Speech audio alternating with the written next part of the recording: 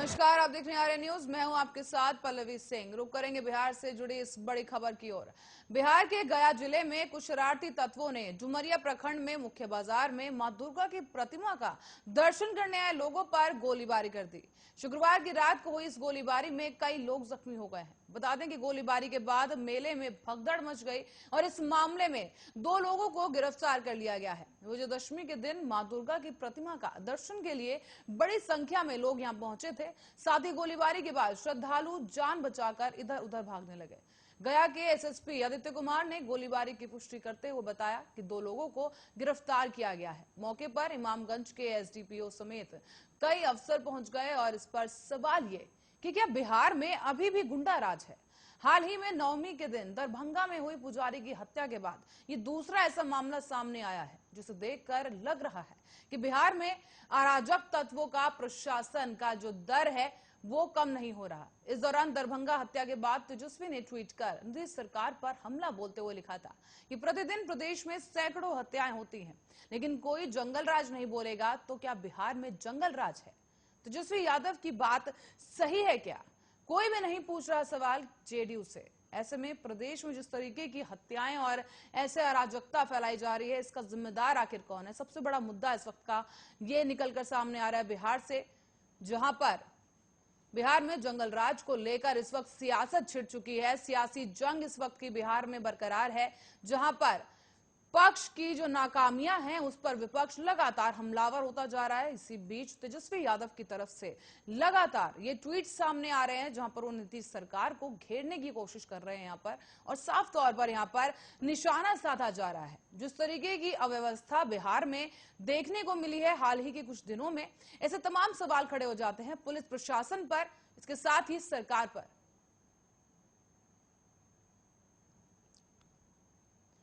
तो वहीं इस तमाम सवालों के जवाब के लिए इस वक्त हमारे साथ हमारे गेस्ट मौजूद हैं आरजेडी से मिस्टर अरुण कुमार, और साथ ही बीजेपी के प्रवक्ता राहुल आनंद हमारे साथ मौजूद हैं। तो राहुल जी और अरुण जी, आपका बहुत बहुत स्वागत है आर्य न्यूज पर।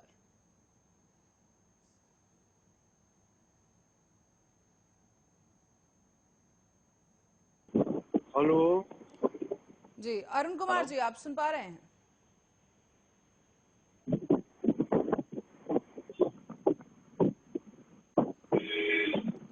हेलो हेलो अरुण कुमार जी, मेरी आवाज आ रही है आपको?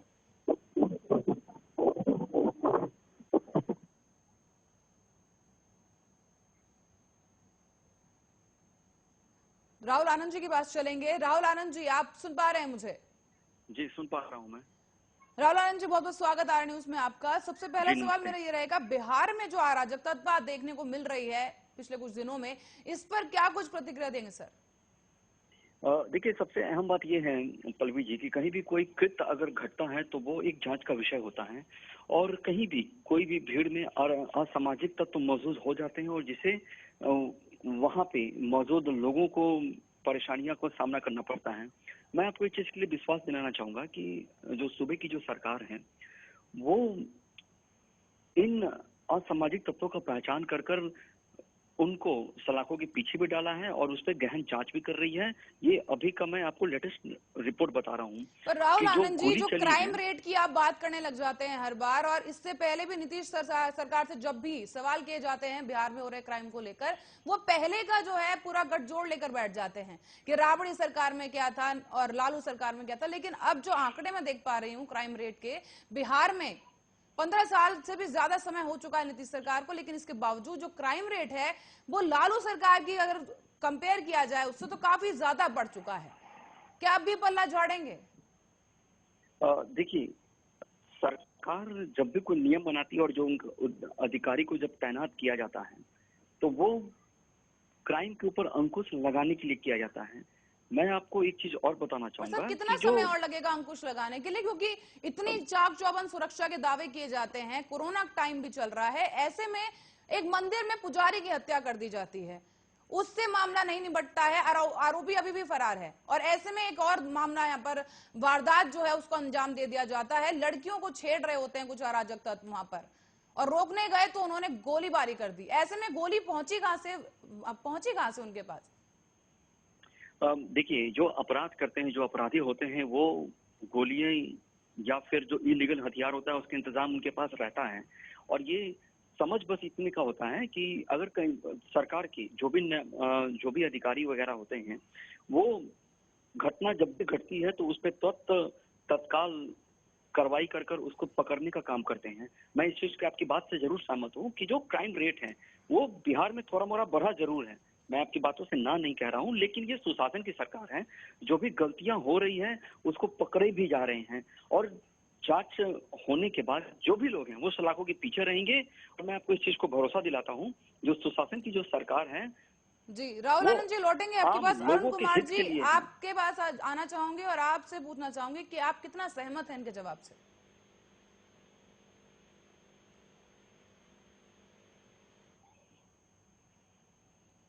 चलिए, अरुण कुमार जी से दोबारा एक बार संपर्क करने की कोशिश करेंगे। राहुल आनंद जी, आप ही से मेरा सवाल एक और मैं लेना चाहूंगी यहाँ पर कि जिस तरीके से वारदातें बढ़ रही हैं उस पर नियंत्रण रखने के लिए अब क्या कुछ गुंजाइश यहाँ पर बच गई है, क्योंकि लगातार मामले बढ़ रहे हैं। बिहार का नाम इस वक्त जो है काफी चर्चाओं में बना हुआ है, पुलिस प्रशासन पर लगातार सवाल खड़े हो रहे हैं।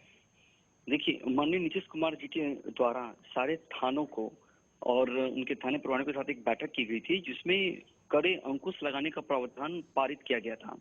और कहीं भी जो भूल चूक होती है, जो भी थाना उसके अंडर में होगा उसके ऊपर कार्रवाई की जाएगी। और मैं आपको भरोसा दिलाता हूँ, उनसे जवाब भी तलब किया जाएगा कि इस प्रकार की घटना कैसे घटी और इसके पीछे क्या कारण है करके। और और दूसरी बात, अगर दूसरे पहलू की बात करें तो अन्य जगहों पे भी, जहां भी दुर्गा पूजा का, जहां दुर्गा माता का जहां विदाई हो रहा था, वहां पे भी, चाहे वो गांव में हो या वो शहर में हो, पुलिस बल की तैनाती की गई थी। हर थाने से एक सिपाही को भेजा गया था कि जाकर अच्छे से वो सारी जो भी वहां पे विसर्जन के दौरान जो भी असामाजिक तत्व वगैरह रहते हैं उनकी पहचान किया, उनको अलग किया जाए करके। तो वो भी किया गया है, लेकिन कहीं अगर भूल चूक हुई है तो उस पर संज्ञान भी लिया गया है और अपराधी को पकड़कर सलाखों के पीछे भी डाला गया है। जी जी, राहुल आनंद जी आपके पास लौटेंगे। अरुण कुमार जी जुड़ चुके हैं हमारे साथ। अरुण कुमार जी, बहुत बहुत स्वागत आर्य न्यूज में आपका। अरुण कुमार जी,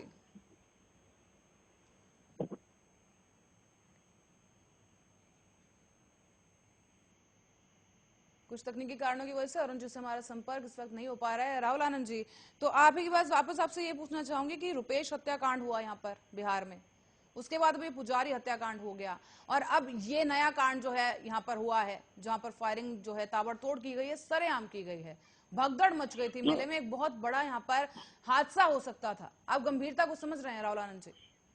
जी, बिल्कुल मैं आपकी बातों से सहमत हूँ पल्लवी जी। लेकिन जो आपने पूर्व में भी जितने भी घटना का जिक्र किया, चाहे वो रुपेश हत्याकांड हो और या अन्य घटना हो, तो रुपेश हत्याकांड में भी पुलिस जांच के अंतिम पायदान पे पहुंच चुकी थी और लोगों को पकड़कर उसके पीछे, सलाखों के पीछे डाला गया।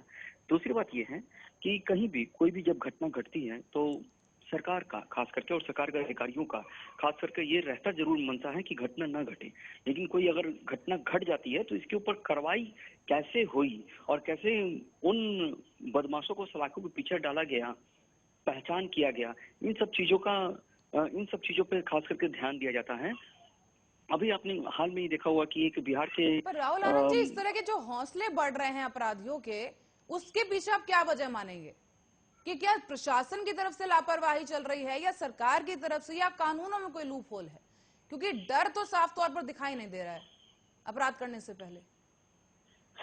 देखिए, सरकार का काम है कानून व्यवस्था का बहाल करना, और पुलिस के जो अधिकारी होते हैं उनको सख्त निर्देश दिया जा चुका है कि आपको कहीं भी अगर जो भी असामाजिक तत्वों पे थोड़ी सी भी अगर शक होता है तो उनको पकड़िए और उससे पूछताछ करिए कि क्या समस्या है और किस प्रकार की घटना को वो अंजाम देने जा रहे थे। सरकार ने छूट दे रखा है अपने पुलिस बलों को खास करके कि आप स्वतंत्र हैं किसी भी प्रकार से लोगों को पकड़ने के लिए, बस वो निर्दोष ना हो, इस चीज का ख्याल रखते हुए। पर जो ताजा तस्वीरें हम देख पा रहे हैं उससे तो नहीं लग पा रहा है कि प्रशासन जो है कामयाब हो पा रहा है अपराधियों पर लगाम लगाने के लिए।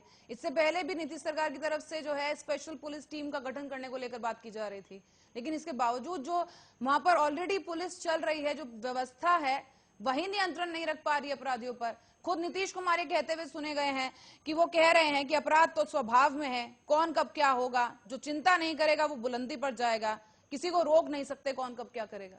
इस पर क्या कहेंगे? देखिए, ये बात तो बिल्कुल सही है कि सरकार अंतर्यामी नहीं होती है और प्रशासन के लोग भी अंतर्यामी नहीं होते हैं। जो अपराध करने की प्रवृत्ति वाले लोग हैं, जो इस बातों को सोच रहे हैं, उसको रोक सके। लेकिन जब भी कभी आपराधिक घटना घट जाती है, तो उस समय ये निर्भर करता है कि राज्य की जो सरकार है और राज्य के जो पुलिस अधिकारी हैं, वो कितने तत्परता से लोगों को पकड़ते हैं, उस अपराधी को पकड़ते हैं, खास करके जो इस घटना को देने में अंजाम है। लेकिन जहां तक अगर देखा जाए, पहले के तुलना में जो 15 साल पहले की जो भी सरकार थी, उसकी तुलना में अगर अपराध को देखा जाए तो कंट्रोल भी हो रहे हैं धीरे धीरे, और मैं आपको इस चीज के लिए भरोसा सर दिलाता ताजा हूँ आंकड़े तो वो नहीं जल्द ही बता रहे हैं, कंट्रोल क्योंकि खुद होंगे। बिहार की जो ऑफिशियल वेबसाइट है उस पर क्राइम रेट मैंने देख कर आई हूं अभी, तो बिल्कुल कम नहीं हुए हैं बल्कि बढ़े हैं। और हमेशा नीतीश सरकार से जब भी सवाल पूछा जाता है तो खुद सीएम नीतीश कहते हुए नजर आते हैं कि भाई पुरानी सरकार देख लीजिए, तब जंगल राज था। अगर तब जंगल राज था तो अब क्या चल रहा है बिहार में? क्या ये जंगल राज नहीं है? जंगल और घना हो गया है बल्कि। नहीं, ऐसी बात नहीं है पल्लवी जी। पॉलिटिकल टर्म में अपनी बातों को एक्सप्रेस करने के लिए जो भी तरीका हो माननीय मुख्यमंत्री जी का, वो इस बातों को कह रहे हैं। देखिए, पहले के अपराधी को पुलिस भागने में मदद करती थी और अभी के अपराधी को पुलिस पकड़ती है, तो ये दोनों में अंतर है। पहले के लोग जो गड्ढा बनाकर छोड़े हुए थे कि अपराधी अपराध कर कर भाग जाते थे और पुलिस को सोचना पड़ता था इस सड़क से जाने के लिए, आज उस सारी चीजों को बराबर किया गया ताकि उनको पकड़ा जा सके।